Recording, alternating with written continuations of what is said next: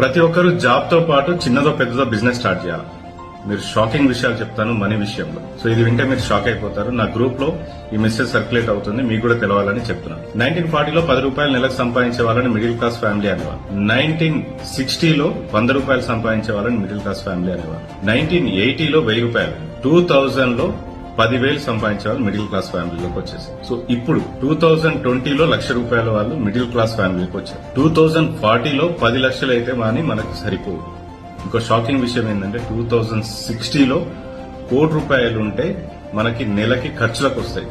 ఇప్పుడు మనం ఏదైనా ల్యాండ్ కొని ఏదైనా ఇన్వెస్ట్మెంట్ చేసి ఉంటే అప్పుడు 1 కోటి రూపాయలు అవుతాయి అని అనుకుని ఉంటే అది మీకు ఒక నెలకి ఖర్చులకు సరిపోతాయి. సో అందుకని ప్రతి ఒక్కరూ చిన్నదో పెద్దతో జాబ్ తో పాటు బిజినెస్ స్టార్ట్ చేయాలి, డబ్బులు సంపాదించాలి. మనం ఇప్పుడు ల్యాండ్ ఏదైనా కొనేసి అప్పటికి 1 కోటి రూపాయలు అవుతాయి అని అనుకుంటే మన పిల్లలకి 1 కోటి రూపాయలు అవుతాయి ఆ రోజుకి అని అనుకుంటే అది మన భ్రమ. అది ఒక నెల ఖర్చులకు మాత్రం సరిపోతాయి. ఈ విషయం అందరికీ తెలియాలి.